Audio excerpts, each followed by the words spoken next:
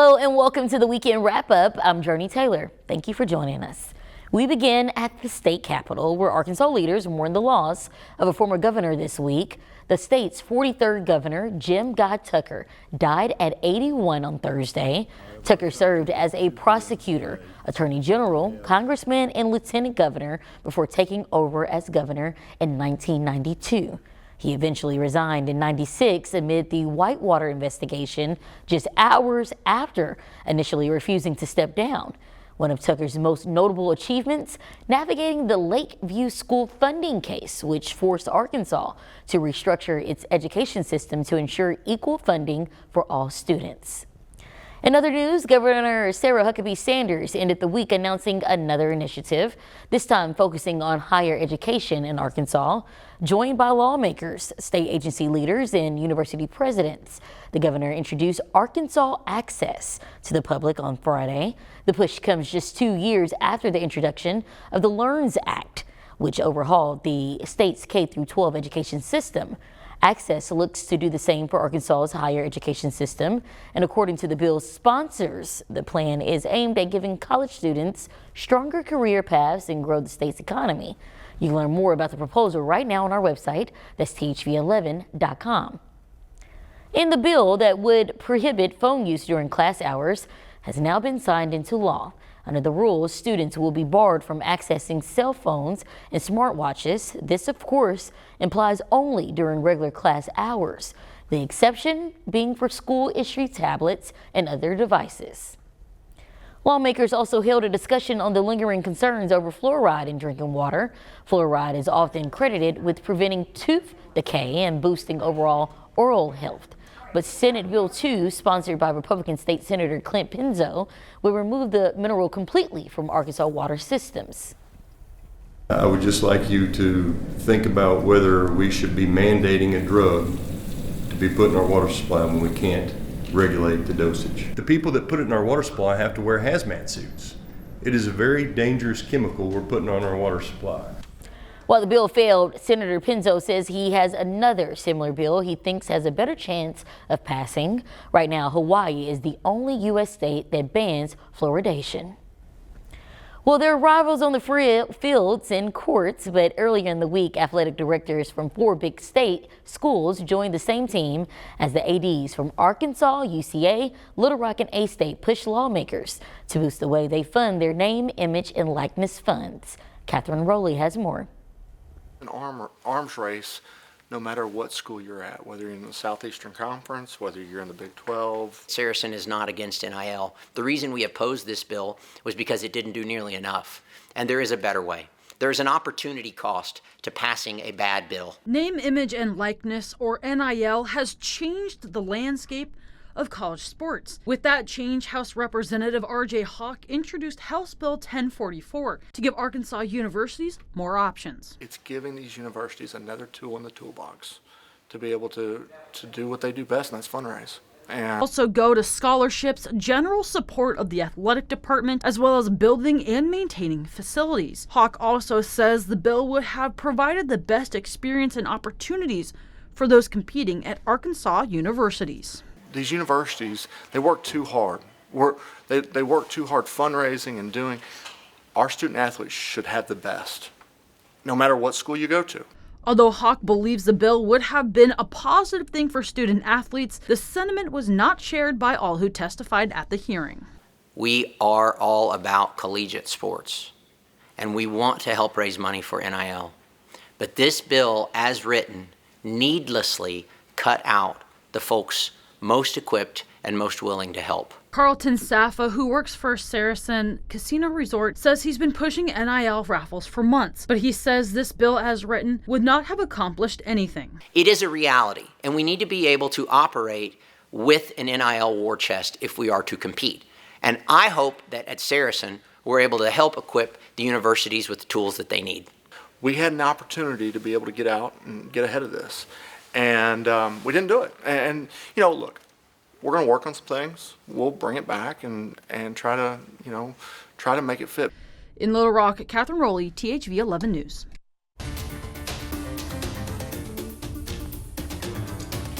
After weeks of pushback, Davis Burgers officially withdrew a proposal for a new North Little Rock slaughterhouse just 24 hours before a planned commission meeting. The Arkansas-based burger chain wanted to build a facility on Gregory Street near their existing operations, but after hundreds of complaints from neighbors concerned about odors and environmental impact, the company is now looking at alternative locations. North Little Rock Mayor Terry Harwick had already told us he planned to veto the project if it somehow made it past the commission and city council. A Little Rock neighborhood caught between growth and safety. College Station's expansion has brought new jobs and opportunity, but those living there say it's also brought dangerous traffic and worried neighbors that they are now asking city leaders to take action before it's too late. Ashley Godwin shows us what's at stake. Every day there is a chance of someone getting hurt or killed. Virgil Dexter Doyne is a part of the College Station community, serving as a board member for the port and a member of the Progressive League of College Station. He says a recent traffic count shows thousands of vehicles and semis cutting through the area where there's a lot of pedestrian traffic, even with signs that say no through trucks. 5 churches, College Station Elementary School, we have a daycare center right here, and there's probably 60, 70 residential houses along the way. Another concern, little to no sidewalks.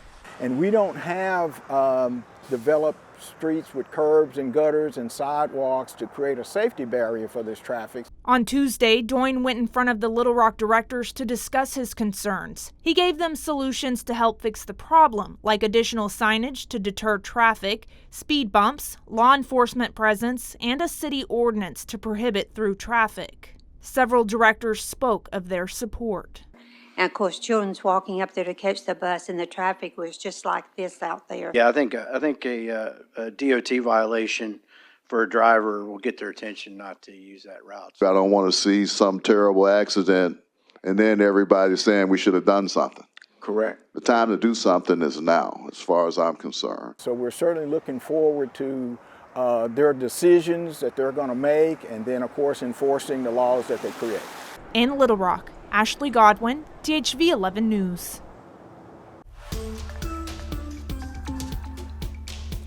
Arkansas is taking steps forward to advance the amount of mental health services offered statewide.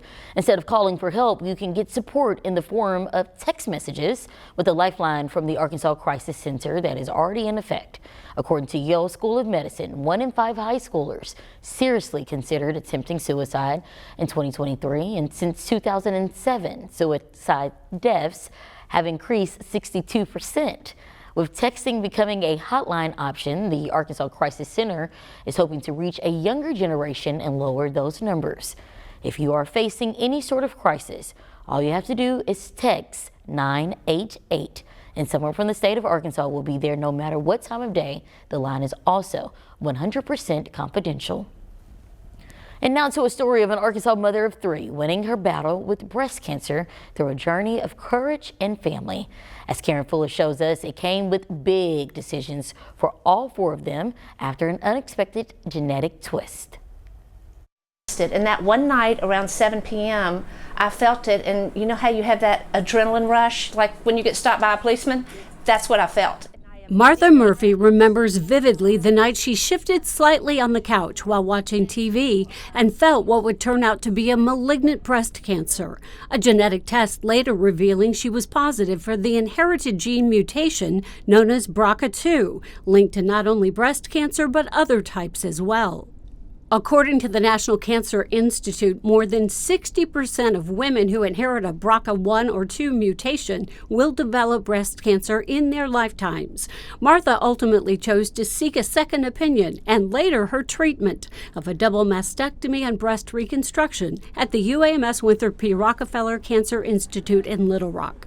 She's now 11 years out from that difficult period that also meant genetic testing for her daughters. I think that I was ready for either answer. You know, if it was negative, I felt I would feel blessed to be, without that gene. But if it was positive, I also felt equally blessed to know how to move on going forward with what my mom had already gone through and what the geneticists here at UAMS had outlined for us if that were the case.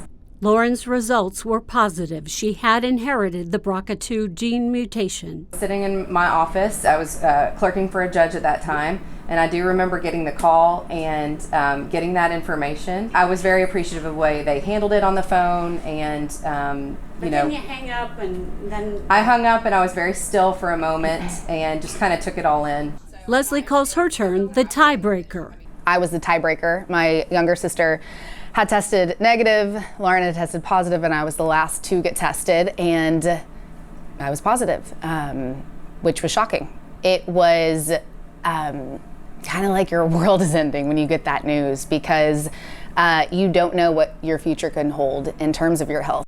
Both sisters chose to undergo double mastectomies and breast reconstruction. They wanted to cut their risk of developing cancer as much as possible. An avid traveler, Leslie has a following on her website called The Road Less Traveled, and as a blogger, she wanted to use the site to pay it forward, hoping to inspire just one woman to learn their genetic history. She says the outpouring of support she received was a life-changing surprise. I decided to share this experience of undergoing this preventative surgery, and if I could help one person, that I had done my job, completely unprepared for what would ensue after that and how social media would help me heal in ways that... You got support, didn't you? Lots. Social media, especially today, it's such a love-hate because there is so much negativity, and some days I absolutely hate it. And but this reminded me that humanity really is so beautiful. While the sisters may have been born with a risk for cancer, they also know they inherited the same strength and bravery they witnessed in their mother. I just turned 40, and so now being kind of closer to the other side of life where she was when she found out about her diagnosis, I'm even in more awe of her. Well, coming up, as schools look to keep kids engaged, one district says changes need to be made.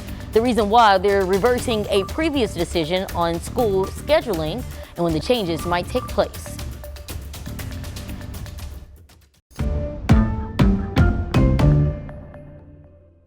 The idea of long weekends every week sounds pretty good to a whole lot of school kids and their teachers, but the idea of going to school 4 days a week is getting a skeptical second look from at least one district that tried it.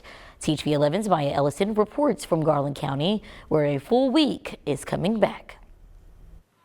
Time is ticking for Cutter Morningstar's 4-day school week, a schedule the district adopted during the COVID pandemic. And we did surveys with parents, we did surveys with teachers, faculty, and staff, and about what they liked, what they didn't like, things like that. And so the PPC tried to put those calendars based on the feedback and come up with 3 options. Superintendent Dr. Nancy Anderson says the change was made to combat absenteeism and improve mental health among staff and students.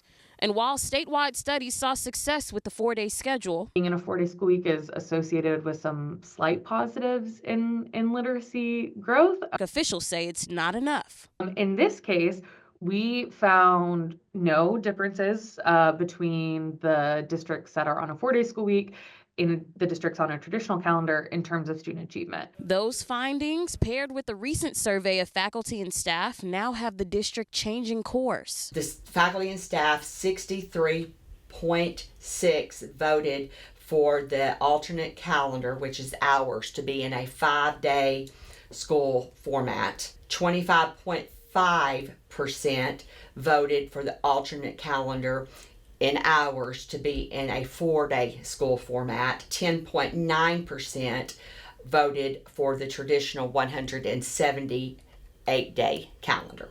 The 4-day schedule meant students had an extra day off, but longer class periods and school days. After a while, teachers started to see what they called negative effects of the shortened week. But we consistently had kids, parents, teachers that were, raising concerns about the exhaustion, and they felt like the last part of the day they were not being as productive.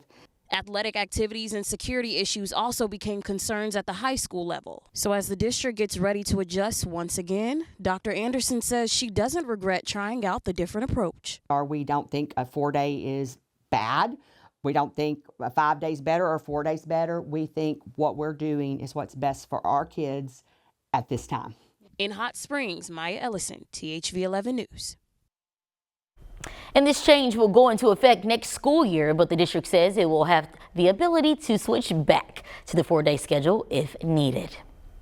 Meanwhile, Lyon College is moving to build the first veterinarian school here in the Natural State. The school is setting its eyes on Cabot after previously considering Little Rock.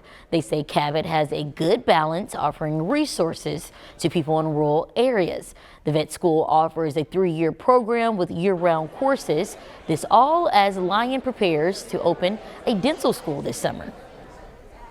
That's going to be absolutely critical for our program and for our students.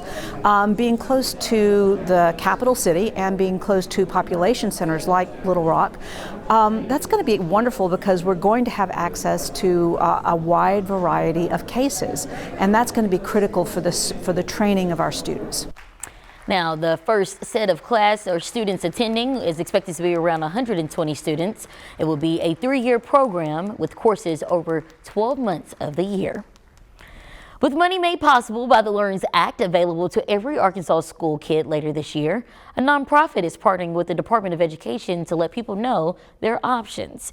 THV11's Ashley Godwin went to the first of several meetings about school choice to show parents what you may need to know. So there's basically 4 types of school choice. Now more than ever, parents have the option of where to send their child to school, whether it's public, private, charter, or homeschool. The Reform Alliance, a local nonprofit, and the Department of Education is now working to spread the word about school choice. We wanted to give parents who are curious about education options the opportunity to come ask their questions, to come get information. This includes things like scholarships and how the LEARNS Act can impact your child. This fall, every child can apply for an Educational Freedom Account, which allows families to have funding for their child's schooling. There's also a tax credit scholarship called the Philanthropic Investment in Arkansas Kids, also known as PIAC. This would be for families that are 200% under the federal poverty line. According to the Reform Alliance, an example of this would be a household of 4 with an income of less than $60,000. That's what we're trying to do, is give every parent the option to figure out what's best for their child and where can their child best develop into their skills and become the confident person that they were created to be. With less than 10% of students in Arkansas using school choice, officials are now hoping this helps parents know what's available to them. Hopefully they can learn how to plug into different choice options, to learn more about what they may need for their child, and to find programs that can help assist them. In Little Rock, Ashley Godwin, THV11 News. Now, there will be more than 20 other meetings of school choice, with the next one in Walnut Ridge this coming week. The next tour stop in Central Arkansas will be in Pine Bluff on April 9th. From reading to kids to reading the hits, Craig O'Neill set out to read all the best books, and now he's done it. What he has learned from the milestone ahead. But first, it's time to eat it up.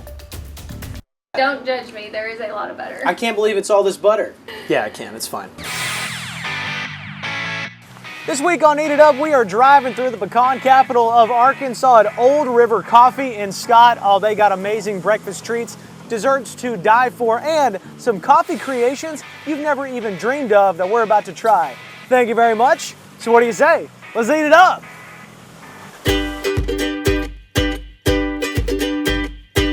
There is a lake here in Scott that is called Old River Lake. It is just down the road. So we just decided to go use that name since it's so well known here in the community. Just because this highway is so busy and there is nothing between Stuttgart and Little Rock. And so we were like, oh, there's such a need for it. But I also do baking. I do desserts, cookies, butter pecan bars. I don't have a set menu. It's just, hey, what am I baking today? We'll get you ready. Thank you.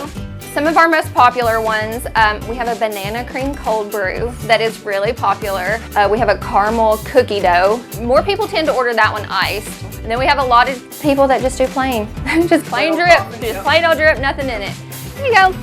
Have a great day. Can I interest anybody before Mardi Gras a king cake latte, specifically made for me, but you can also get one too.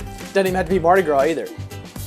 That tastes like New Orleans. I mean, that will kick your day off right. So I get kolaches every Saturday morning at the donut shop for my family. We're now driving here to get the kolaches. I tell people, when people look at me like kolaches, and I'm like, yes, I make them, but they're not like the donut shop kolache. Not at all. That is so good. Cookies are healthy, y'all. Oatmeal cookies are healthy, and I only make oatmeal cookies. I love it. Look at the size of that too. Put it up to my Brie. Look at this. Music can bring a lot of meaning to different people, whether it's the latest Beyonce song or the tunes composed more than 275 years ago. For one local organist, it's the passion that has landed him a role of playing for Little Rock audiences. THV11's Catherine Worley caught up with the person pressing the keys.